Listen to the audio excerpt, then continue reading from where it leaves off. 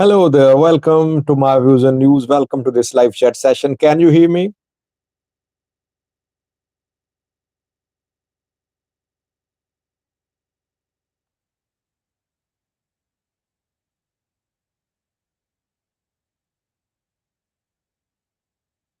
Thank you. Thank you for responding. So, this is the time which I have decided to be for a live chats on daily basis. I think it's 13 p.m. Eastern Standard Time and 1600 p.m. GMT. On daily basis at this time, I'll be on air for live chats. People were saying, Sajid, you come live without telling in advance, so we miss live chats. That is why I have finalized this time for you, for everyone. So you can join with your questions, your comments. We'll have a look at today's main developments and a disappointing news for Ethiopian government, which for me was very much expected. I hinted at that in several videos. But let's start this chat with welcoming the participants. Brooke Kasai is the first one. Before Brooke, TSN commented. He was the first one. Then Brooke Kasaya, Daniel Abate, Teddy Fan, Kor Dang, Real Talk, Amare Casa, Elijah Kano, Gobana 2, Emisale Work BG, Ibram Jirga, Abjon Arge, Kifly Tekle, Suraf Yilma. I'm starting to see Kifly Tekle almost regularly now. Gubana 2, then we have Tisfai, Vodaje, Abu Bakr, Shamsu, one name in Amharic. Sajid, why you get your workout clothes? Adam Abdul Karim, Surafil Yilma, Bay William, Michael Kidane, Abineth Doda,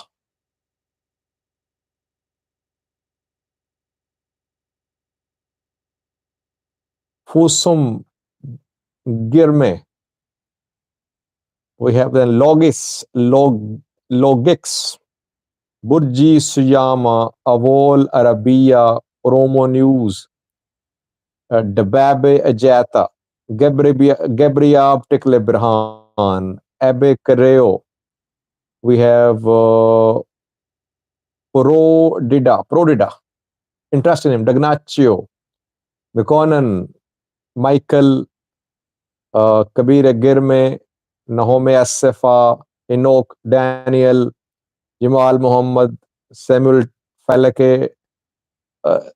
Hundreds of viewers have joined. I'm trying to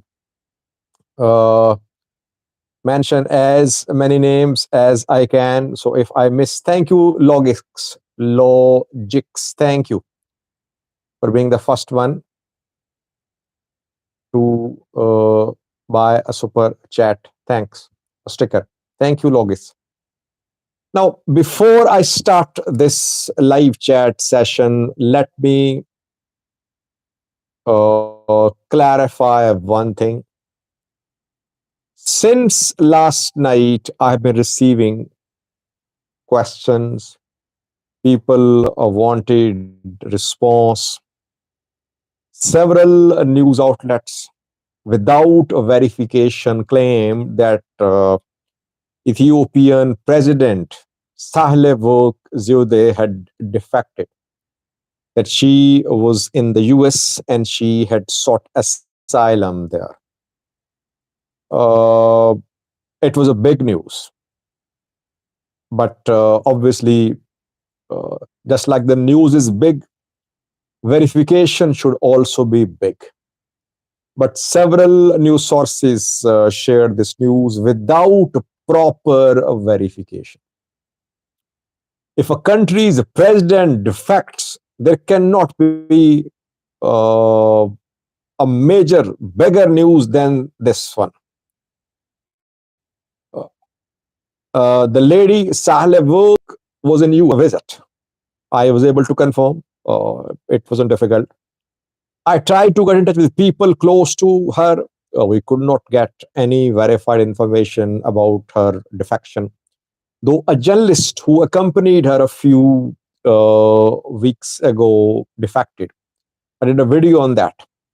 But we could not find any verified information about the defection of Saleh. So, despite other people making videos, getting views, I avoided speaking on that because I had no information. And now, reportedly, she has returned to Addis Ababa, Ethiopian capital. A few hours ago, she landed in Ethiopia. Those who have been spreading rumors since last night, will they apologize? Will they make a correction?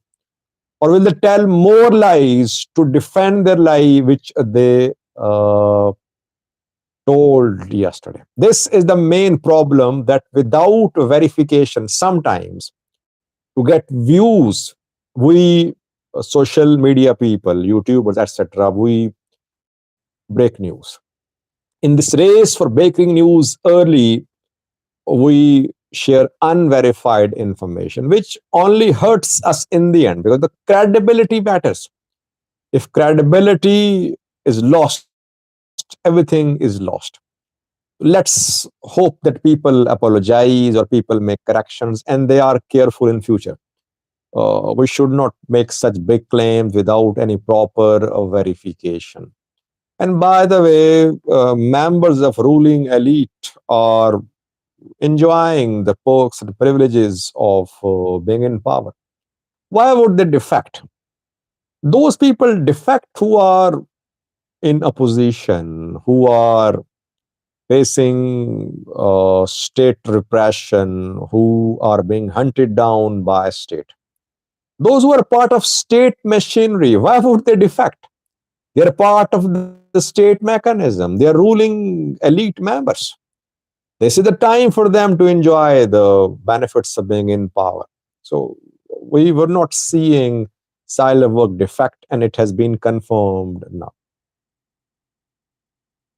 Now, do you want me to take your questions and read your comments, or I should speak about the disappointing news for Ethiopian government?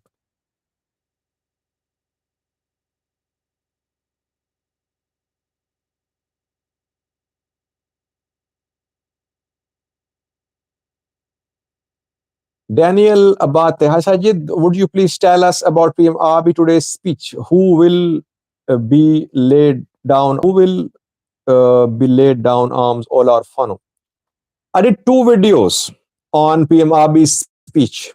I watched the entire speech because on ETV English, the speech, the entire parliament proceeding was being broadcast with English translation. So I watched the entire proceeding. I think it was 4 hour long proceeding. That is why my first video was a little late today. Why? Because I was watching that entire parliament proceeding.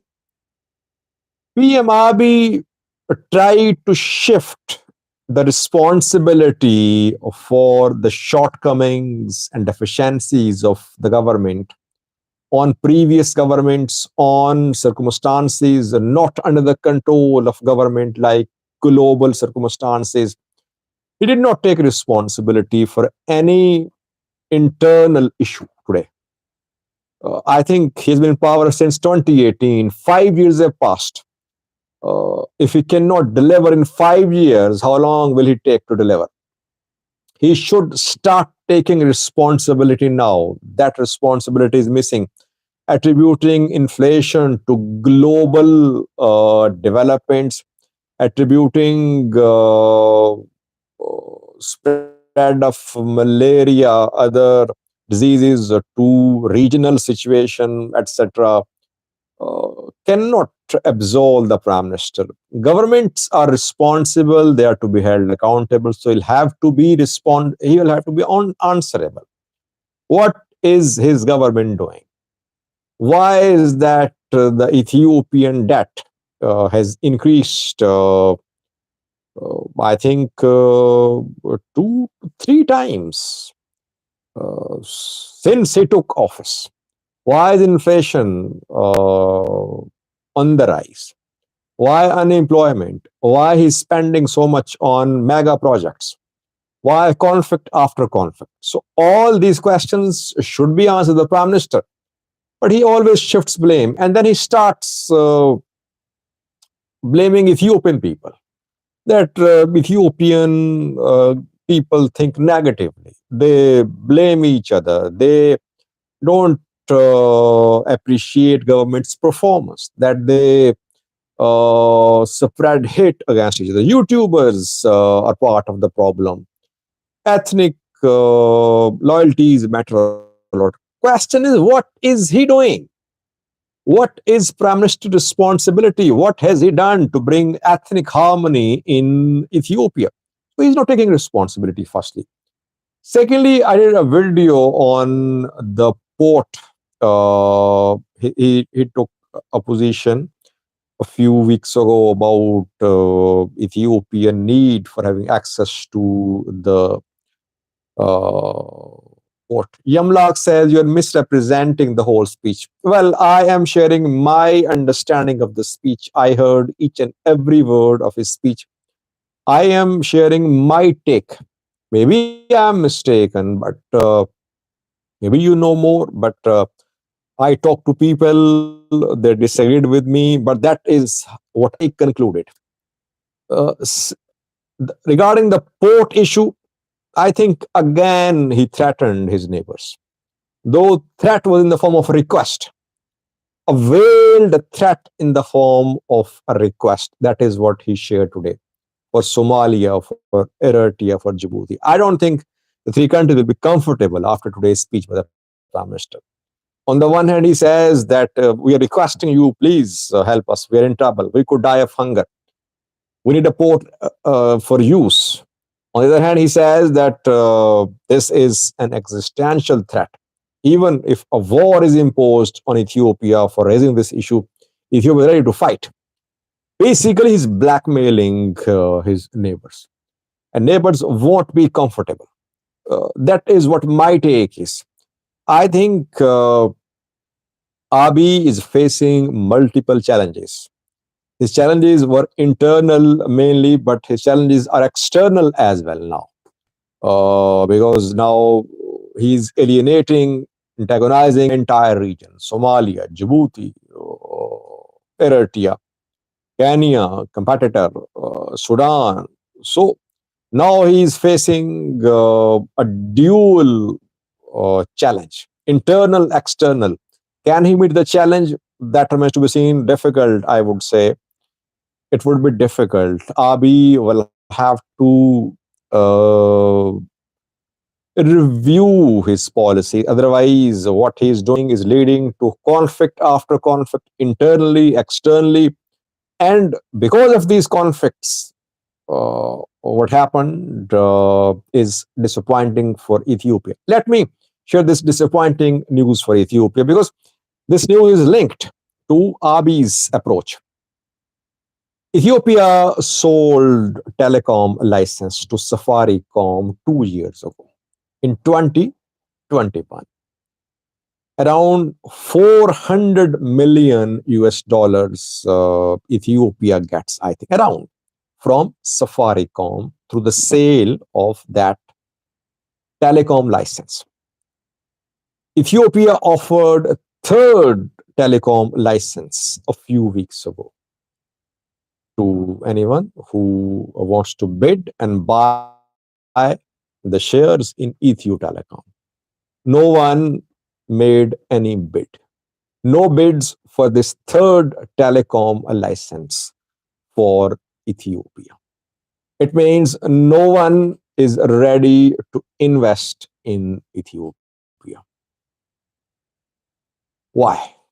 What is the reason? Cheap labor in Ethiopia. A government says it's very friendly, it is open to business. So what is the reason? Why aren't people ready to invest in Ethiopia? Well, the reason is very simple. Conflict after conflict. Safaricom, which is operating in Ethiopia, has been facing the ethnic issues. It was accused by Oromos of working for Amharas and vice versa. And you don't know when a new conflict is going to start in a region of Ethiopia. A few months ago, Amhara region was there was stability in the region. Now it is difficult even for the military to move freely and safely in the Amhara region. Relative calm in Oromia because talks are underway, but what will happen tomorrow? No one knows. So anything can happen today. So who is going to invest billions of US dollars in Ethiopia when there is so much uncertainty, instability? That is what I've been saying for months since the start of the armed resistance in the Amhara region. I've been saying that this resistance will have national consequences, maybe regional too. Now, this is national consequence of the instability in the Amhara region, in Oromia as well. Now, peace deal has been signed. So all that is happening, that no one is ready to bid, it happened after Pretoria deal signing. Even now, businessmen are finding it difficult to invest in Ethiopia. Who is to blame?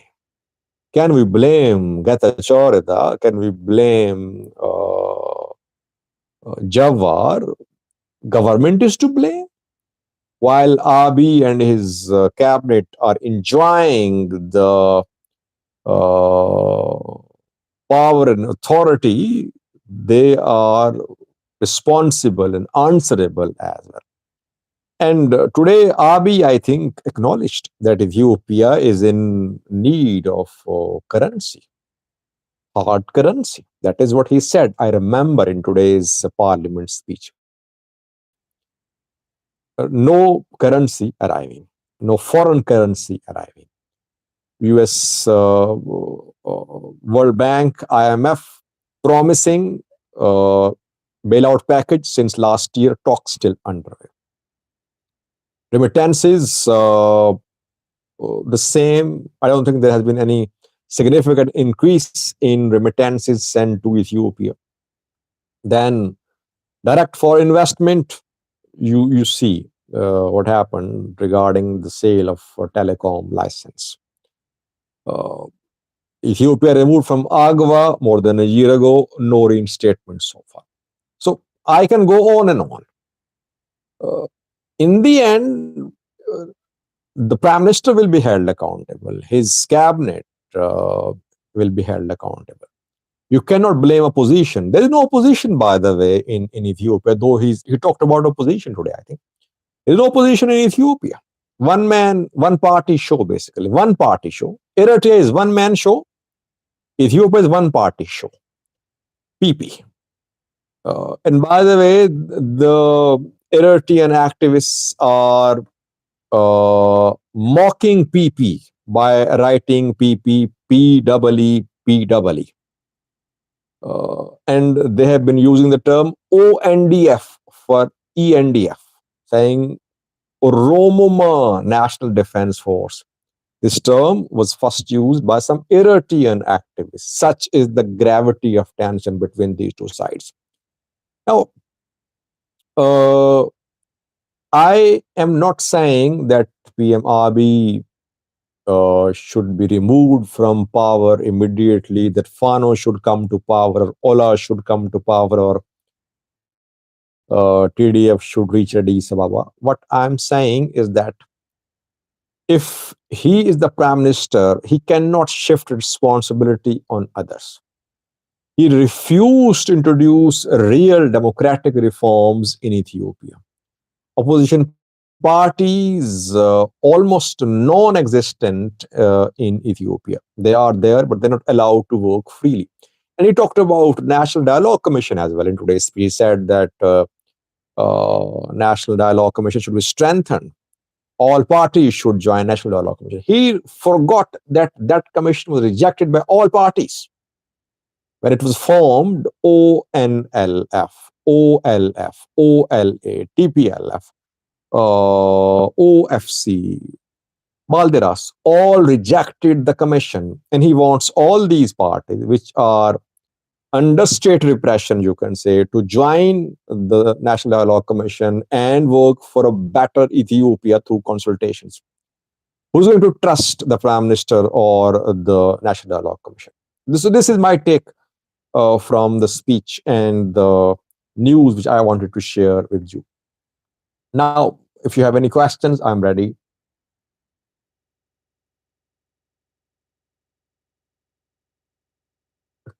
Toraman says, I wish this beautiful Habisha country permanent peace, love from Turkey. I wish peace as well. We wish peace, prosperity, equality, and transparency for Ethiopian people. But who will bring about change?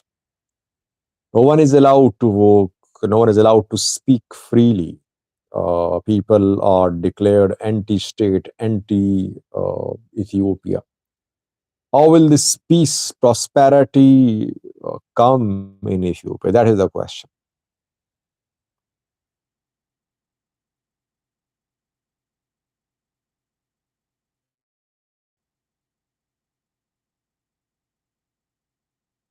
Abiy lost the Somalia port share because of the Tigray war. Yes, I agree that had there been no conflict in northern Ethiopia, maybe Ethiopia would have been in a position to invest in Somaliland's Berbera port. That was a strategic mistake. Ethiopia could not honor its commitment of investing in Somaliland. Ethiopia missed the train, I think. Now, when Ethiopia has missed the train, it wants access to the port by hook or by crook. Ethiopia, a freer state than most countries, Yamlak says. Why don't you compare Ethiopia with the West?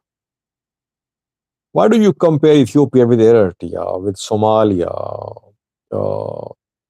Kenya? Also a better example of democracy than Ethiopia. For improvement, you always compare yourself with those countries that are better than you. That is how you, India and Eritrea, in terms of your human rights situation, how will Ethiopia improve? Ethiopia will always say that we are better, we are in a good position.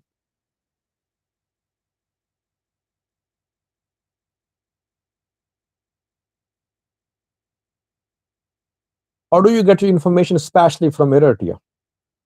Getting information from Eritrea is very difficult, by the way, very difficult, especially verified information. But gradually, I think information come from people who have relatives there, because people, whether they are living abroad, they stay connected with their soil, and people visit Eritrea as well.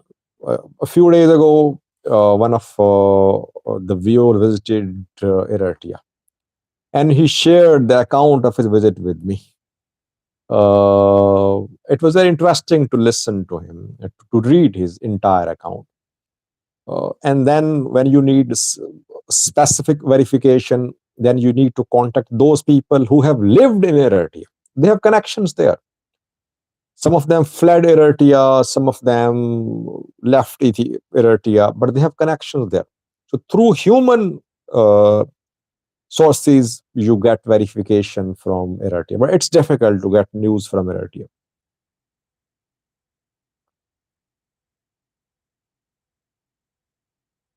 You seem a paid journalist by Eritrea, Daniel Andarje says. I don't think Eritrea thinks the same way, by the way.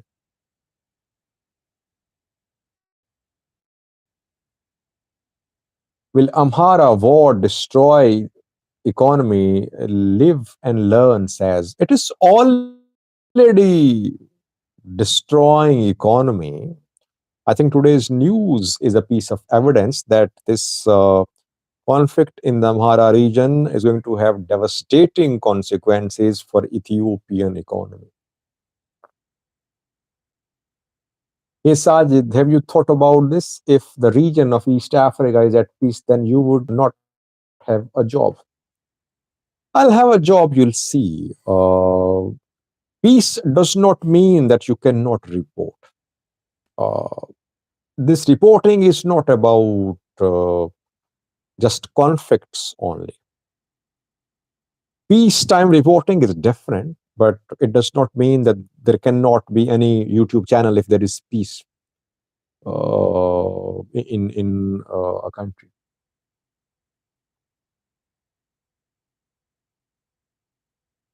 Ethiopian want to attack an Eritrean defending. Isas Afwerki is defending. I would agree with you that Isas Afwerki is trying to avert this war or trying to counter Ethiopian threats diplomatically. Militarily, he's not weak, by the way. It's not that Eritrea, that Ethiopia can just sweep across Eritrea. Militarily, he's not weak, but I think he's using diplomatic option. He is trying to form a regional front involving neighboring countries, Red Sea countries, sending a strong message, maybe asking these countries to send a strong message to Ethiopia that stop, don't think about any adventure toward the Red Sea. And his strategy is working so far, by the way, because Abiy was a little soft today. If you compare his today's speech and his earlier speech, he was a little soft today, though he's doubling down on his position.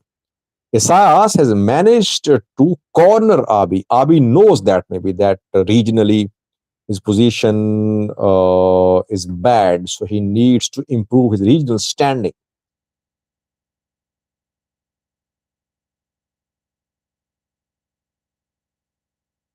And Koao, where do you see Fano in 2 months? Interesting question, by the way. Where was Fano 2 months ago? I think the Fano was here, where it is now. If you're hoping that Fano would capture Addis Ababa tomorrow, it won't happen. That Fano can bring down the government, it won't happen by that. Fano's struggle is going to be a long struggle, a protracted struggle against federal government. Fano is hurting the federal government economically, politically, regionally, in different ways. Ethiopian government is feeling the pinch of the instability in the Amhara region. It won't acknowledge. It is feeling the pinch, but don't hope that Fano would take over Addis Ababa tomorrow. It won't happen, by the way.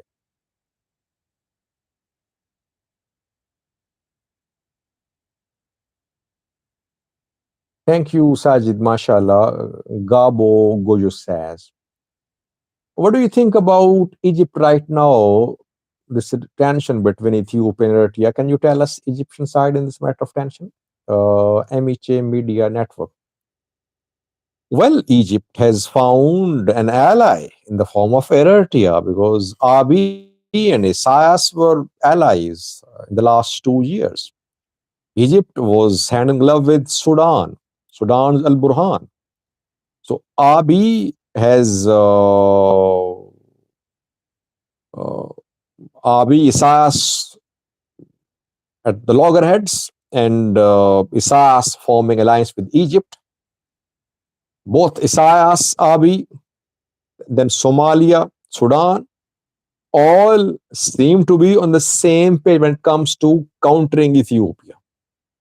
That is why I say that Abiy's regional foreign policy uh, needs a serious change. Egypt can now, by the way, Egypt is caught up these days in Gaza.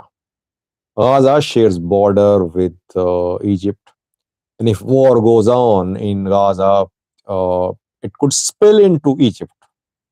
Maybe Israel wants to expel, push people of Gaza through Rafah border crossing into Egypt. Egypt does not want people of Gaza to be on its soil, because if they enter Egyptian territory, instability will enter Egypt. So Egypt is badly caught up there. If war goes on there, you'll see Egypt focusing there. Then Egypt has border with Sudan too, and Egypt wants to keep RSF away from its borders. Egypt is Burhan's ally, not RSF's ally. Egypt has its own problems, by the way, on its two borders, border with Sudan, border with uh, Gaza. But when it comes to Ethiopia, Egypt has found an ally, and that is Eritrea. Eritrea, Sudan, Egypt on the same page. But any adventure from Egypt against Ethiopia, unlikely. Why? Because Egypt facing its own problems.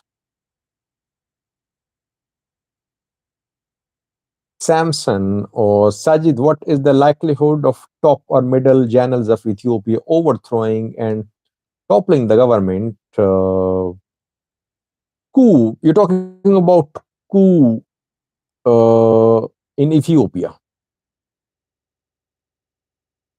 Is Eritrea capable of doing coup? Well, I think Abiy relies a lot on his Republican Guards.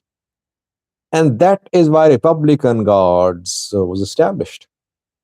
Main purpose of the establishment of this organization was to defend governments from coups.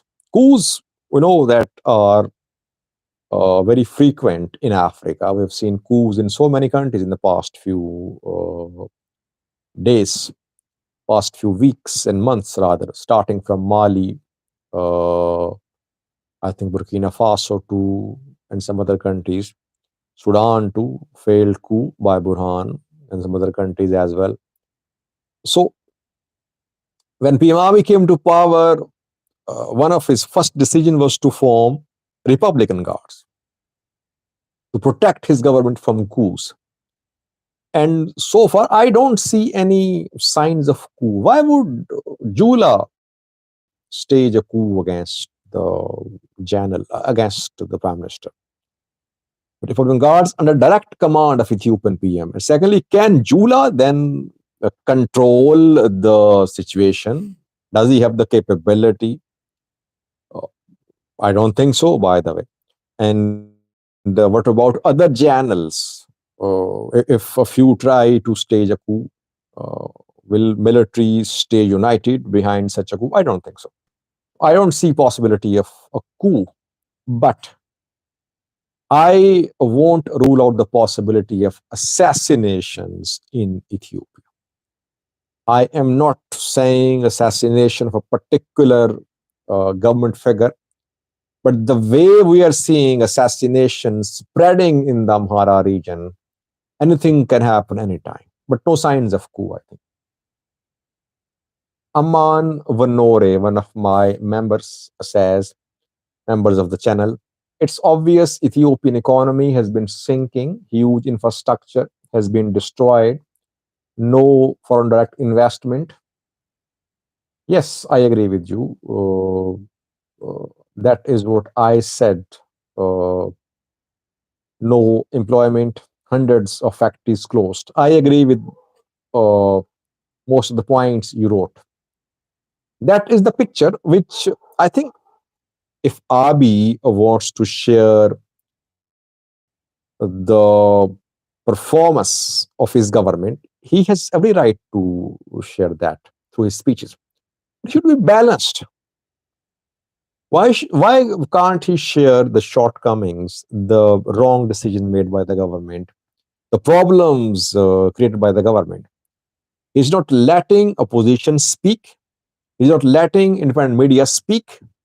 And he's not acknowledging the mistakes being made by his government. Is that the true democratic reforms that he announced to install, to introduce in Ethiopia in 2018? Live and Learn is asking about the president's asylum. I clarified at the start of this chat, she's back in Ethiopia. I learned that a few minutes ago before the start of this live chat. So, according to my information, she's back. So, no asylum. It was all just a rumor.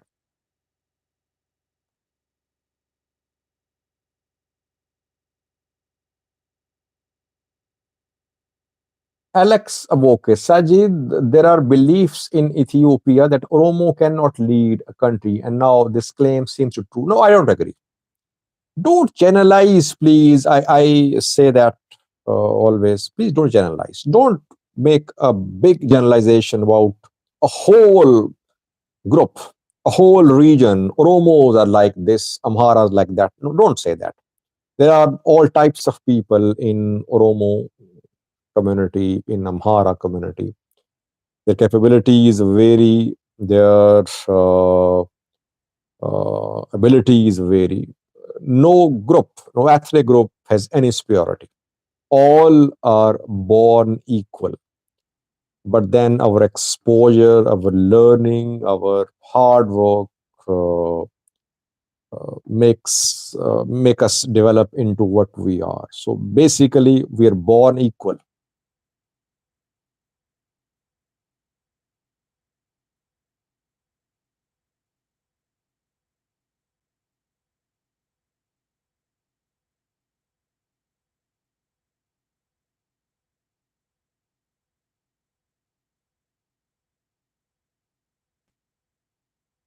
Zeg Dagmavi, soon the Ethiopian airline will stop flying to Eritrea. I don't think so. Why? Because the government is already facing economic problems. I don't think it would stop flights to Eritrea. If it stops flights to Eritrea, maybe some other regional countries send a warning to Ethiopian Airlines. Isas is playing a big game. Abiy should know that he needs to be smart.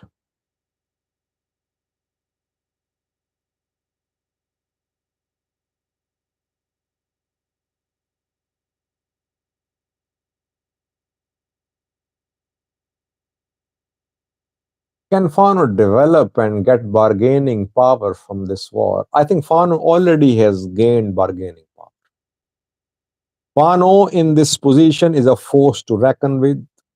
I am not a supporter of Fano. I wasn't a supporter of TDF. I am not a supporter of Ola, though I have been accused in the past of supporting all these groups. But since I monitor their activities, I know their capabilities. Fano is a force to reckon with in the Amhara region. Ethiopian government will have to acknowledge that. The sooner the better, I think. LM, there was a controversy with AAA and Fano. Do you know what it was about? It would be about fundraising.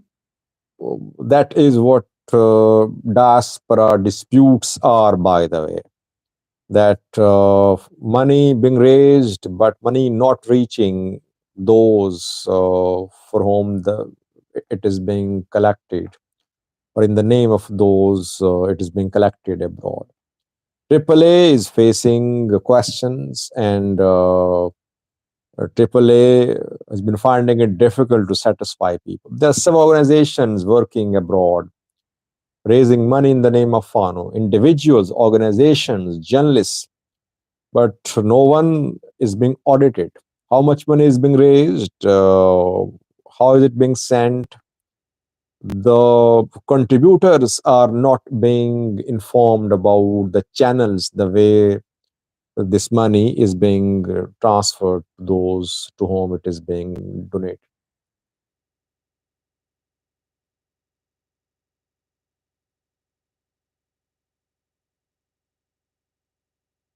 I wish you could be a peace mediator between the East African countries, TJ says. TJ.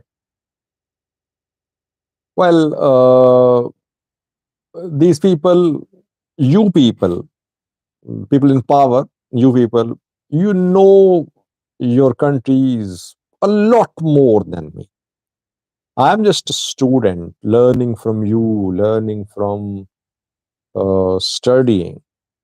So, uh, people who are there, who are facing the problems, they can find solutions too. I think main problem perhaps is that the people in power either are not clear about their goals or they're not uh, unbiased. They are not neutral when it comes to tackling issues. They have their own inclinations, their own loyalties, which they want to protect. If there are true democratic leaders, it's not difficult to resolve conflicts. Conflicts can be resolved easily, especially internal conflicts. It's not difficult for Ethiopian PM to give relief to a particular armed group. It's very easy. But question is he ready to be a neutral mediator between the parties? Because Prime Minister is the Prime Minister of entire country. He's Prime Minister of Amharas, Prime Minister of Oromos, Prime Minister of Tigrayans, Prime Minister of Southern people, Somalis, Afars. Does he have the trust of all these ethnic groups, all these regions? That is the main question. And Prime Minister should have the type of personality to be able to get the trust of all the parties.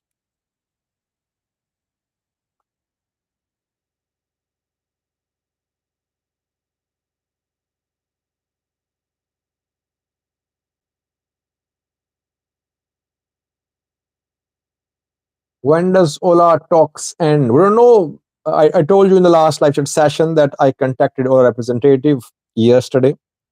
I said talks underway or came to an end. He said talks will end soon. Obviously, he did not want to share details. I did not ask about details. But yesterday, he said that the talks were underway. But by the way, people are very hopeful. Government very hopeful that something good will come out. Why? Why is there so much hope for a solution? Before the start of these talks, I said I still maintain that government will make concessions. Ethiopian PM Abiy's government wants entire Oromia united behind his government. So government are ready to make concessions. That is why we could see some progress. Maybe Ola might make some compromises, but main relief will be given from the government. So we're waiting, but that is my analysis, not information from inside. I think government will give some relief to Ola, and you could see some progress made. But let's wait. Uh, Someone saying no sound. I don't think that sound is a problem. Can you hear me? Okay, he's saying, never mind, it's on my end. 45 minutes have passed, viewers. I think we should end this live chat session. 45 minutes to 1 hour is perfect. Is a perfect time, I think. Time duration for this live chat. Thank you for joining. Again, tomorrow at the same time, we'll have another live chat. I'll be open with you regarding my views, and gradually we'll do a roundup of days news too in these live chats. so that those who could not watch the day's videos, they will be able to know all the developments of the day through watching this live chat session. See you tomorrow, the same time, which is 1300 p.m., 1300 Eastern Standard Time, and 1600 GMT. See you tomorrow. People commenting, criticizing me, Yamla commenting, criticizing me using strong word. I didn't block him. I don't block people. Uh, it's your right to comment. I disagree with people. I don't block them. That is how I operate. I have right to speak freely. You have right to speak or write freely. If you want to speak as well, I am ready. Those who are members of the channel, they can send me their audios, their videos, which I would be happy to share on this channel. Thank you for watching. See you tomorrow in the next live chat session. Thank you. Bye bye.